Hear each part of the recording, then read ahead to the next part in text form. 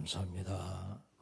아름다운 찬양, 또 이렇게 흥겨운 찬양 하나님께서 기뻐 받으시고 여러분들 은혜가 됐는 줄 믿습니다.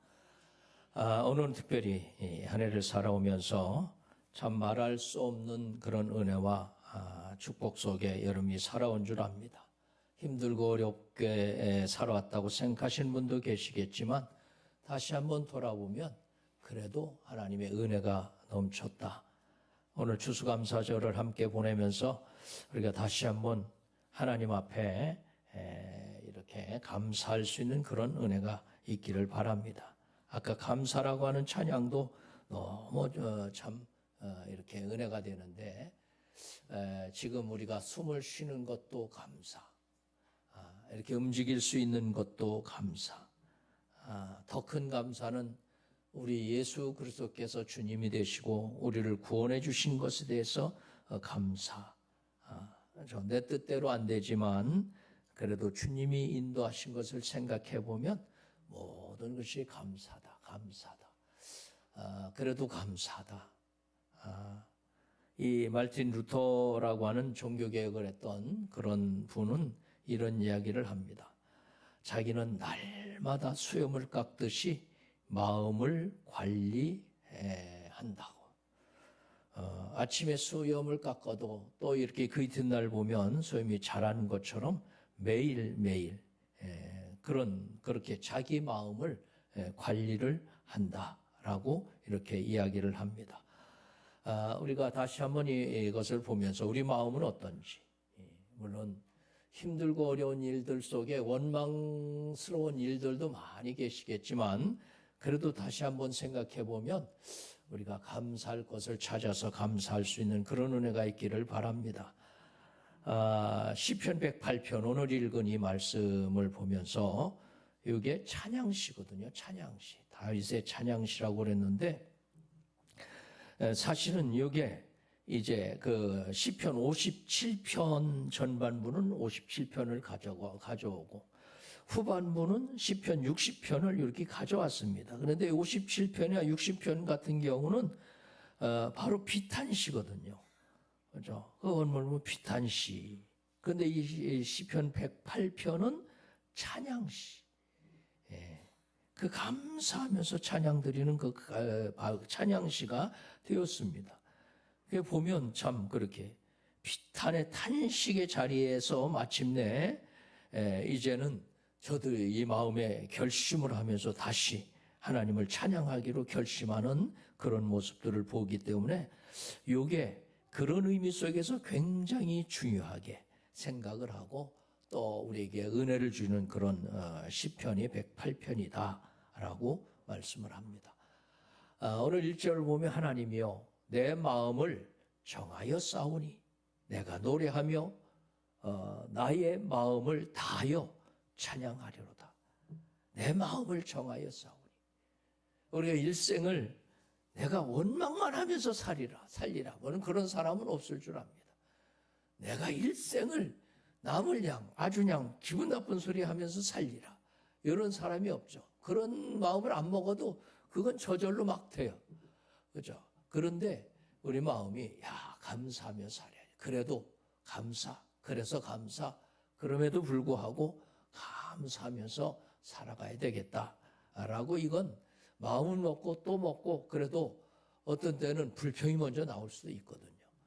그게 좋은 것은 결코 내버려두면 안 됩니다. 그래서 수염을 깎듯이 잘 관리를 하고 우리 마음이 그런 마음으로 살아갈 때 하나님께서는 그 마음을 통하여서 엄청난 일들이 이루어지게 만들어줄 줄로 압니다.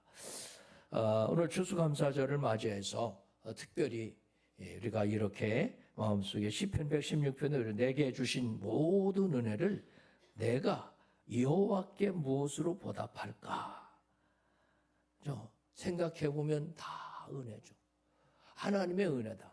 우리가 이 은혜를 받고 보니까 모든 것이 숨 쉬는 것조차도 은혜가 되어지는 거예요. 우리가 살아간다고 하는 이 자체가 은혜가 된 거예요. 아니 뭘 하나님께서는 내가 이렇게 힘들게 이렇게 인생을 이렇게 만들어 놓고 무슨 감사냐 이럴 수 있는 사람도 계시겠지만은 그런데 돌아보면 다 은혜 아닙니까? 은혜. 그렇죠? 지금은 그런 거 아니겠어요? 지금 저 중환자실에서 누워 계신 분도 계실 텐데 그렇게 우리가 숨 쉬도 마음껏 쉴 수 있다고 하는 이것만 생각해도 이게 참 고맙다. 감사하다. 오늘 밥 먹고 이렇게 살아간다고 하는 것을 생각해 보면 다 감사하다라고 생각이 되어집니다. 그래서 오늘 이 말씀을 통하여서 세 가지로 이렇게 생각을 하려고 합니다. 오늘 추수감사를 맞이하면서 우리 마음속에 다짐하고 또 정하면서 어떻게 살아가는 것이 축복된 삶일까? 우리가 살아가는 삶이 그렇잖아요. 그죠? 이거 어린아이서부터 우리 사람은 그래서 잘 교육을 하고 배워야 된다고 그러잖아요. 그래서 사람이 감사하는 것도 그래야 됩니다. 어려서부터 정말 감사할 줄 아는 아이로 조그만한 것이라도 아무것도 아닌 것조차도 감사할 줄 아는 아이로 자라가게 되면 그 주위가 얼마나 환하게 비치겠습니까?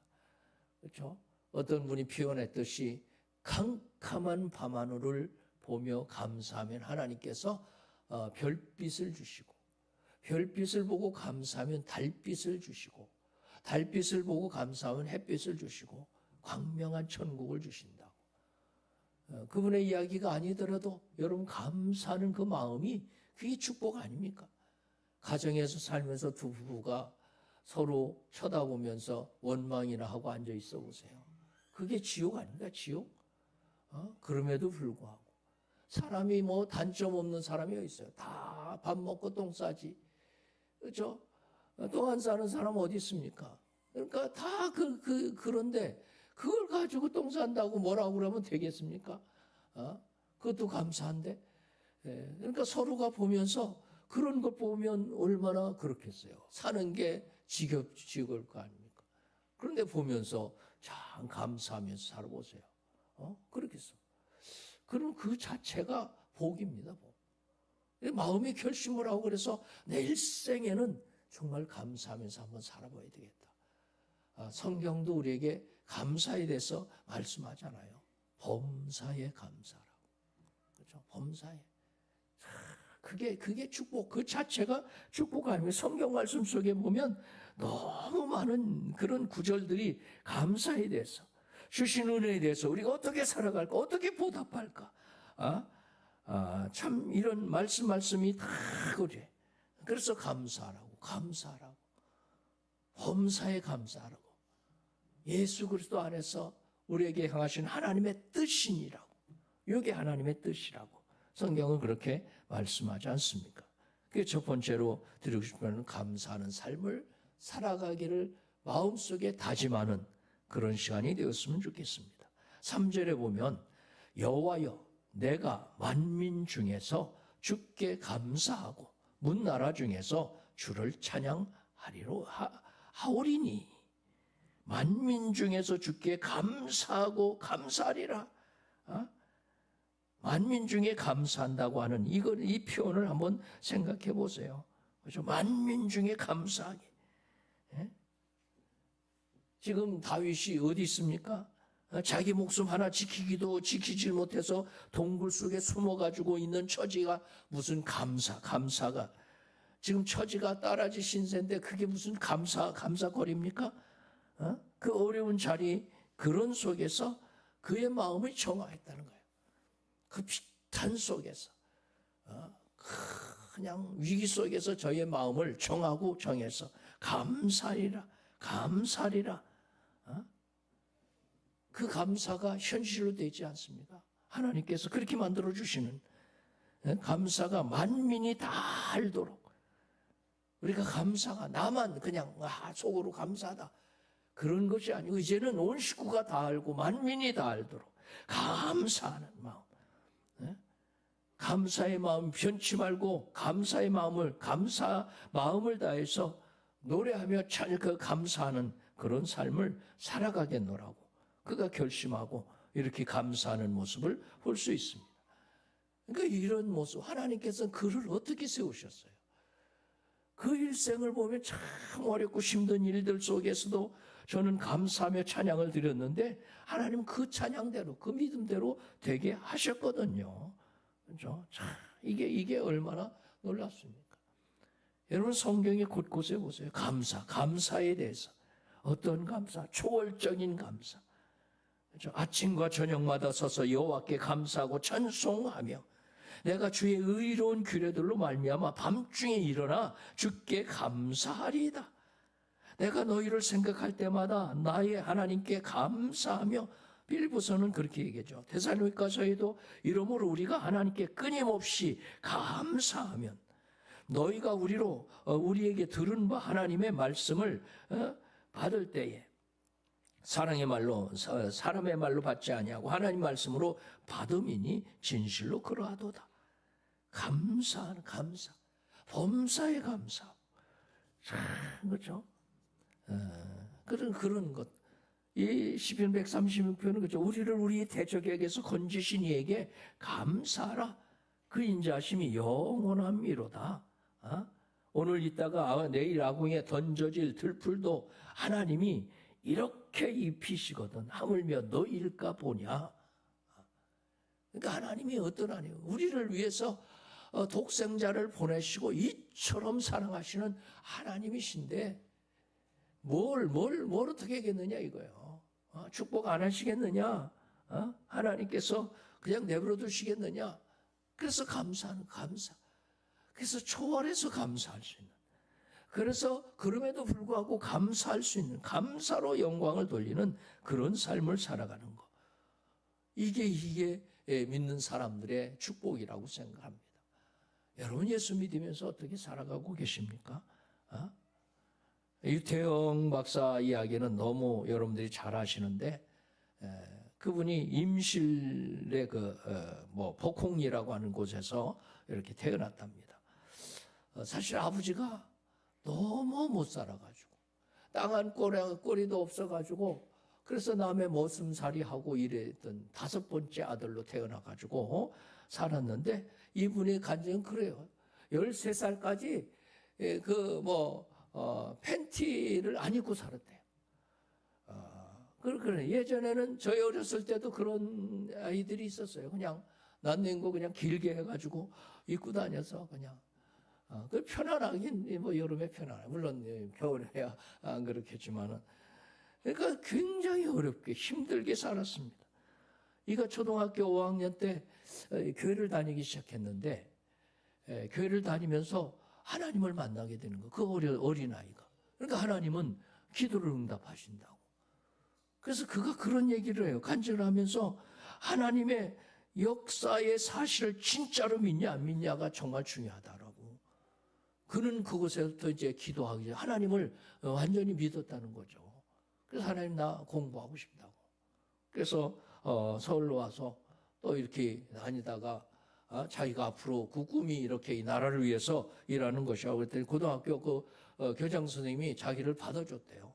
그래서 그렇게 이제 공부를 하게 돼요. 야간 공부를 하게 되어지고 그 속에서 또 덴마크의 그 신문을 보고 광고를 보면서 그곳에 유학 신청을 했는데 그게 돼가지고 다 이제 무료로 유학을 갔다 오게 되어지고 그랬던 그 이야기. 그분이 그 이야기가 그 얘기입니다. 하나님을 믿는데 이 사실을 진짜로 믿느냐고 가짜로 믿느냐 이건 다르다는 거죠. 우리가 하나님 앞에 진짜로 하나님을 믿는다면 그 기도대로 하나님 응답 주신다고. 그때부터 그는 새벽 기도를 잊지 않았대요. 그래서 그렇게 하나님께서 자기를 인도하신 것을 보면서 늘 감사하고, 그죠? 전능하신 하나님과의 대화. 그는 그러면서 하나님께 모든 것을 구할 때마다 하나님께서는 여러 가지 일들이 있었지만 그런 일을 통해서 자기가 이때까지 왔다고. 건대 교수로 부총장까지 해서 했던 그분. 또 이 나라에도 새마을운동의 초기 계획을 세웠던 그 실행에 참여했던 그분 아닙니까? 그러니까 대단한 일을 했어요. 엄청난 그런 일을 하면서 그는 그러죠. 정말 진짜로 믿으니까 하나님이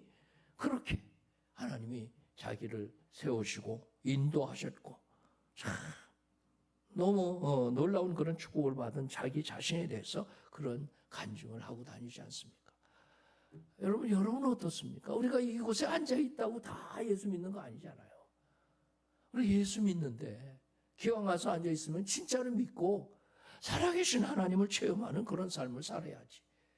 그게 믿어지면 여러분 어떻습니까? 그게 뭐든지 감사한 거예요. 바울이요, 예수 믿는 사람들 아주 싫어했어요. 그죠? 스데반 죽이는데 앞장서 가지고 다 그 앞장서서 또 옷을 맡았던 사람입니다. 당연하다고 생각했어요. 저 예수쟁이 죽는 건 당연하다고. 그래가지고 아주 그냥 사람을 잡아다가 가두기 위해서 얼마나 애를 썼습니까?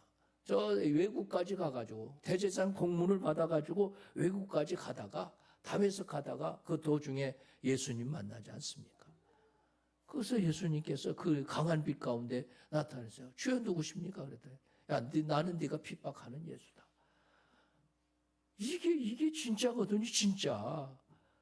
그냥 이건 사람들이 지어내가지고 아주 이 사기꾼들처럼 거짓말하는 줄 알았더니 이게 진짜거든요, 진짜. 그러니까 예수 믿으면서 우리가 그분을 만나야 돼요. 그래야 진짜로 감사할 수 있지. 그냥 뭐 감사해야 되겠다, 믿음 어떻게 해야 되겠다, 그런다고 되어지는 거예요. 그래서 믿음이라고 하는 것은 그냥 내가 하고 싶다고 되는 것이 아니라는 거죠. 하나님의 은혜라는 거죠. 그분을 만나고 보니까 야, 이 자체가 은혜. 하나님께서 거저 주시는 선물이에요, 선물. 우리가 이곳에 와서 앉아 있는 것만 해도 이거 축복이에요. 이제는 여러분이 진짜로 예수를 만나고 믿는 그런 믿음의 사람들이 한번 돼보세요. 여러분 인생이 하나님께 달려 있잖아요. 그렇다면 그분을 만나서 실제적으로 여러분 자신들이 믿음의 생활을 살아갈 수 있는 그런 삶이 되어야지 그냥 폼만 예수쟁이고 무늬만 예수쟁이고 속에는 예수가 없는 그런 삶을 평생을 살아가 보세요. 그거 억울하지 않습니까? 그렇죠? 그 가짜 예수 믿으면 그거 억울하잖아요.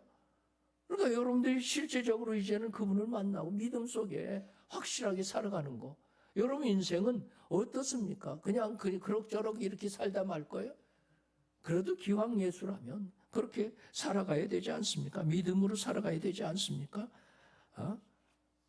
이 유태용 박사도 그런 얘기를 하는 거예요. 야, 진짜로, 진짜냐, 가짜냐? 이게 중요하지. 그렇죠? 열심히 다 하고 충성한다고 하고 그 속에 예수가 없는데 뭐가 그 오래 다니면서 충성했다고 그러면서 나중에 보면 결코 아무것도 아닌 그런 경우도 있잖아요. 문흥수라고 하는 그런 변호사는 그런 간증을 합니다. 자기가 새벽에 와서 엎드려 기도하면 성령의 폭포수처럼 자기 마음속에 임한대요.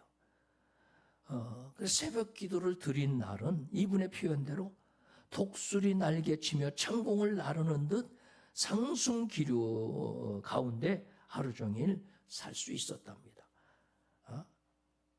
밤에 3시간 공부하는 것보다 자기는 새벽 기도 왔다가 그 뒤에 1시간 공부하는 것이 몇 배나 더 머릿속에 잘 들어오고 이랬었답니다. 그러니까 그 덕택에 자기가 그리 어려운 사법연수원에서 그 수료 시험을 보는데 수석으로 그가 그렇게 연수를 할 수 있었다고, 수료를 했을 수 있다고 그런 이야기를 합니다. 그분은 그런 얘기예요. 새벽에 도우리라, 새벽에 도우시리라고. 새벽에 돕는다. 성경도 오늘 말씀도 그러잖아요. 새벽에 돕는 하나, 새벽에 도우리라. 새벽을 깨우리라. 비파야 수구마 깰지어다 내가 새벽을 깨우리로다. 여러분 새벽에 도우시는 하나님, 내가 새벽을 깨우리, 새벽에 도우시는 그 하나님을 만나서 그렇게 돼야 되겠다고. 이분은 그런 얘기를 자기가 그러면서 이 기도하지 않는 날은 나가서 세상에서 찔리고 돌에 채이고 상처투성이 패배의 삶을 살게 되었다. 그런 체험을 하고 나서 그는 이 기도야말로 자기 일생에 너무 큰 축복이야. 기도하고 나면 하나님이 돕는 것이 자기에게 이렇게 보여지고 그렇게 되어졌다고. 법관이 된 후에도 생활이 그는 안정된 후에도 새벽 기도만큼은 어느 곳에 가든지 그랬다고. 비행기를 타고 가다 새벽을 만나면 5시가 되어지면 화장실에 가서라도 그곳에서 그렇게 기도하기가 좀 그러니까 화장실에 가서라도 기도를 하고 그랬었다고. 그러니까 이분이 그런 얘기예요. 새벽 기도의 그 맛을 알고 하나님이 살아계심을 그런 체험을 하면서 결코 그렇게, 그죠? 그게 기쁨이고 그게 자기가 하나님이 주시는 풍성한 은혜라고 하는 사실을 이는 이렇게 고백을 하고 있습니다. 참 성경을 보세요. 성경에도 새벽에 역사가 일어났던 사실들이 쭉 있거든요. 홍해가 언제 갈라졌냐? 새벽에. 그죠? 여리고성을 정복하는데 가나안 땅에 들어와서 그 엄청난 여리고성 9m가 되어지는 돌로 쌓고 가운데 흙으로 메꾸고 또 돌로 쌓았던 그런 성인데도 불구하고 새벽에 한 바퀴씩 돌고 마지막에는 7바구 돌고 소리쳤더니 그게 무너져서 하나님 그 새벽에 그렇게 예수님께서 새벽에 부활하시지 않습니까? 이게 얼마나 성경 말씀 속에도 보면 이 새벽을 그렇게 중요해요. 그러니까 뭘 얘기해? 기도하는 삶을 좀 살아가라고. 하나님이 살아계신 것을 믿는다면 우리가 하나님과 이 대화 속에 기도 속에서 살아가 보라고 그렇게 말씀하는 겁니다. 허드슨 테일러는 참 유명한 선교사로 유명하죠. 그 고백 속에 그런 얘기를 해요. 헌신의 비결은 뭐냐? 하루를 어떻게 시작하느냐에 달려있다. 연주자는 음악회가 시작되기 전에 악기를 조율하고 아침에 일어나 하나님의 뜻과 맞추는 일부터 우리가 해야 보람된 인생이 시작된다. 이는 이렇게 고백을 합니다. 첫 시간 어떻게 시작하느냐? 우리가 첫 시간 처음에 어떻게 시작을 하느냐? 예수를 믿고 하나님이 살아계신 것과 온 천지를 주관하시는 하나님이심을 믿는다면 하나님과의 대화가 먼저 있어야 된다. 무슨 일을 시작하기 전에, 어떠한 곳에 가기 전에 하나님 앞에 기도하면서 살아계신 하나님 앞에 구하는 그런 기도가 필요하다라고 이렇게 이야기를 합니다. 허드슨 테일러 큰 일을 하시지 않습니까? 그러니까 이 유태영 박사나 이런 분들을 보면 진짜로 믿는 그 믿음이 뭐냐 이거요. 그죠? 교회만 왔다 갔다 하는 것이 아니라는 거죠. 진짜로 믿는다면 하나님을 귀히 여기, 소중히 여기습니다. 우리가 와서 헌금도 하고, 추수감사 헌금도 하고, 봉사도 하고, 충성하는 거 다 귀하죠. 그런데 더 중요한 것이 있는데, 하나님 자신을 만나는 거예요. 하나님 자신을, 그분을 만나는 거예요. 우리 개인적으로 누가 만나서 같이 만나는 게 아니고, 개인적으로 내가 그분을 만남으로 체험하는 살아계신 것과 상 주시는 심을 여러분이 그 믿음 가운데 확실하게 만날 수 있는 그런 은혜가 필요하다는 거예요. 그래서 주님께서 말씀하시잖아요. 나도 만나기를 원한다. 주님이 찾아오셔서 이곳에 찾아오셔서 인간의 몸을 입고 찾아오셔서 우리의 죄 때문에 눈이 어두워 주님을 보지 못하니까 십자가에서 우리 죄를 사하시고 우리의 죄를 다 없이 하신 다음에 하나님 앞에 나아갈 수 있는 길을 열어주시잖아요. 그러니까 이게 믿어지면 예수를 우리가 확실하게 영접하고 예수 그리스도 안에서 이제 하나님께 날마다 나가는 그게 기도 아닙니까? 기도. 그렇죠? 기도의 생활이 이렇게 복된 일이 아닙니까? 무엇이든지 들어주시는 하나님, 무엇이든지 들어주시는 하나님 앞에 기도로 영광을 돌리는 그런 삶을 살아가라라고 하는 그런 이야기입니다. 문봉주라고 하는 사람이 있습니다. 이 대사로 있었던 사람인데 이분이 책을 하나 썼습니다. 새벽형 크리스찬이라고 하는 책입니다. 그는 이렇게 얘기를 합니다. 집사님으로서 뉴질랜드의 대사를 지냈고 주미공사를 거친 다음에 거친 그런 외교관이었답니다. 어머니 부모로부터 이제 모태신앙이었기 때문에 어릴 때부터 교회를 나가는 습관이 되어 있었고 외교관 생활을 하다 보니까 사람을 많이 만나게 되어지고 또 술을 많이 마시게 되었답니다.